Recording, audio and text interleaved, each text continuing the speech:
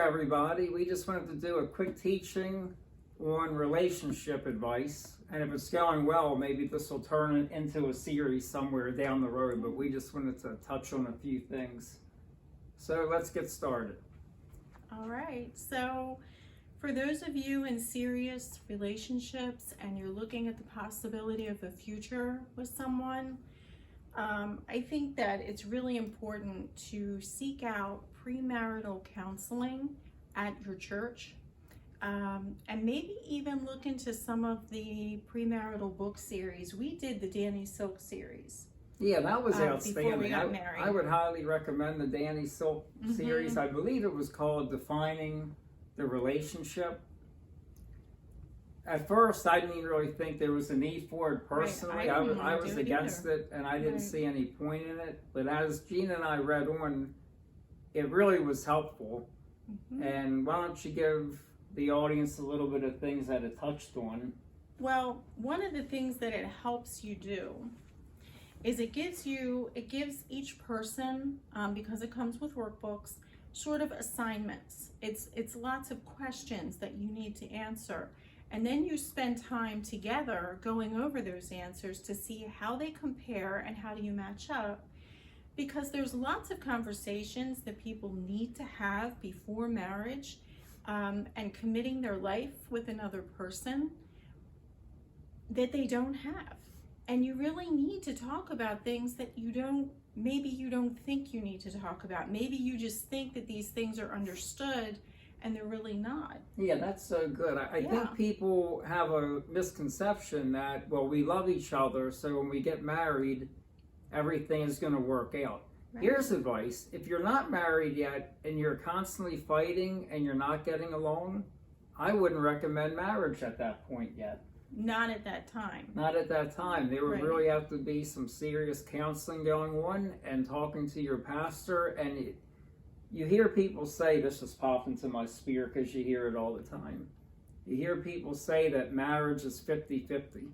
And that's what the world says, and it seems like it's right. There's a way that seems right, and it leads to death. That's what Proverbs 14:12 talks about. It seems right, it feels right, and it sounds right, but it's not right. Marriage is 100% of a whole person getting married to 100% of another whole person. Right. And 1 + 1 becomes a stronger 1. That's really good, babe.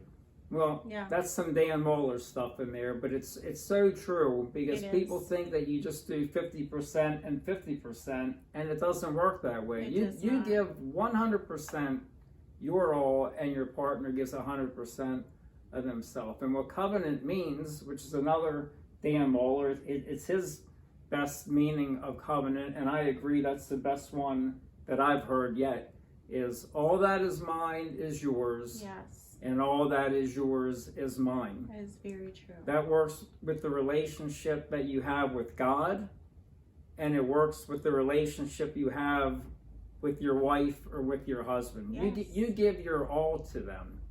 Absolutely. And with the book we were reading, you want to know things some people don't talk about. Do you want to have kids? Right. Where do you want to live at? In 10 years, where do you see yourself? If I wanted to be a missionary and Gina didn't want to do that, that would be a very important thing to talk about before you get married. Because then you get married and then I'm going away on mission trips, and she just wants to be, stay at home and with her husband all the time. That's going to lead to a problem down the road. You both want to know as much as you can before you get married. Ask a lot of questions. I mean, even things that don't seem that important at the moment, they become very important later. They do. So do you want to continue to live in the state that you're in, or do you have plans to move across the country? If you haven't discussed that with that person, it can become a major issue down the road. And here's another thing that just popped in my spirit. Don't think that when you marry the person, then you are going to change them. No. Once I marry them, then they're going to start doing what I want them to do.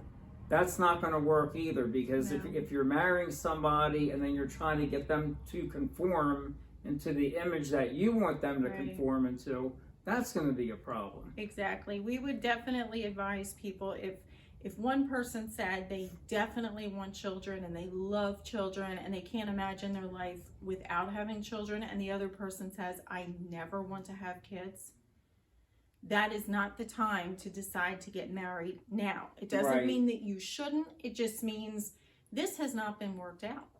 Because you'll think, well, we'll just work it out down the road. Because each of you is thinking, I'll get the other person to see it from my viewpoint Right, and that's change good. their mind. What it becomes is the elephant in the room every day that leads to you being soured with that person and arguments, and one person feeling very unfulfilled in not getting Absolutely. to achieve their dream, while the other person is getting their way, but always on the edge of it, So yeah, that's not the time to decide to commit.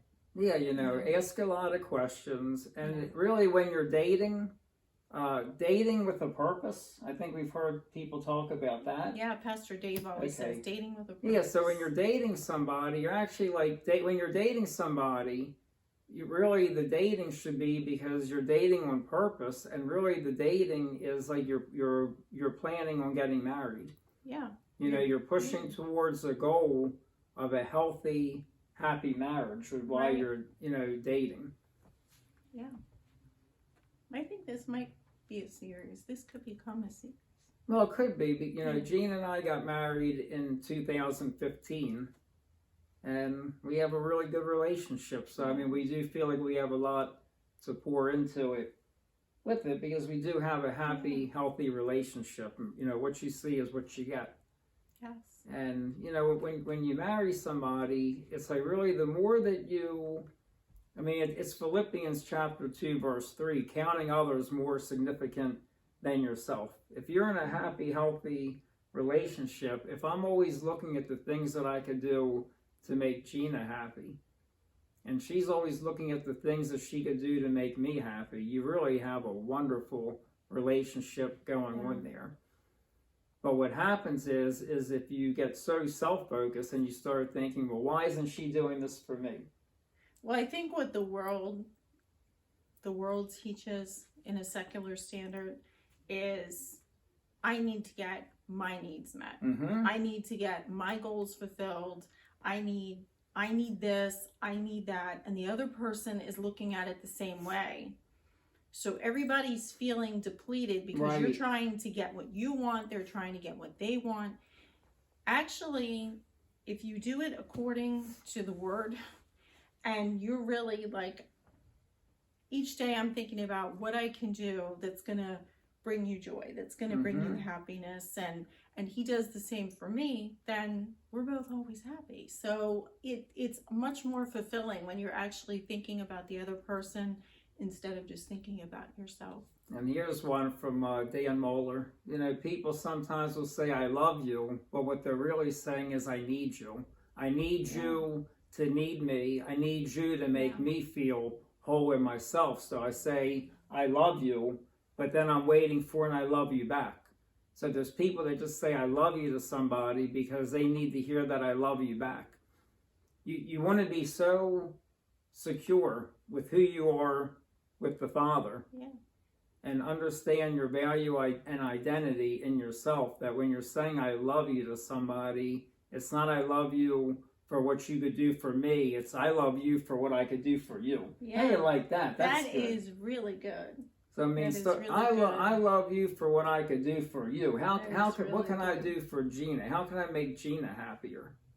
How can I make her feel beautiful? How can I make her feel special? And it's not doing it so then she could do something for me. You hear this also. You scratch my back and I'll scratch your back. That's worldly thinking. No, actually, I'm already doing the same thing with him. So that's Right. why it works. Mm-hmm. Yeah. It is more than possible to have a happy, healthy relationship. It is. We're in 2021 and things push so much against it about marriage. And you hear so many divorces going on.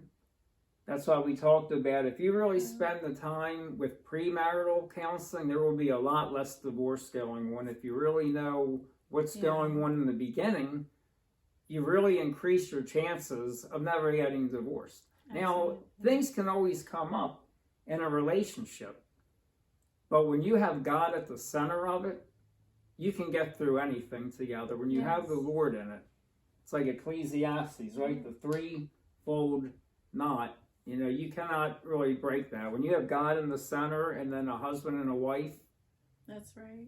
nothing can really break that as long as you keep God in the center of your relationship. It's true.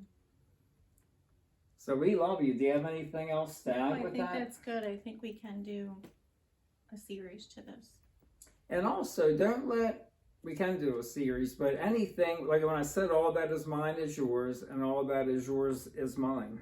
I was just thinking about this too. That this applies to finances, Oh yeah. and I'm 49 years old. So, I mean, there's people, they might get married at 49 or older, and then sometimes there's kids involved also. So when all that is mine is yours and all that is yours is mine, that means that you love, if somebody does have a child and there's going to be other children coming into the relationship as well, you love the kids as much as you love your husband That is or wife. right. You take everything with them. It's a whole package. Absolutely. If you just love the person, but then they have children and you're not crazy about the kids, you really need to think about that. Is this going to be a problem? Well, it will be a down the problem. road? That wouldn't work. It will be a problem, Yeah. but that would be, that would be like a red flag to really, just think about it. And if there's a problem with it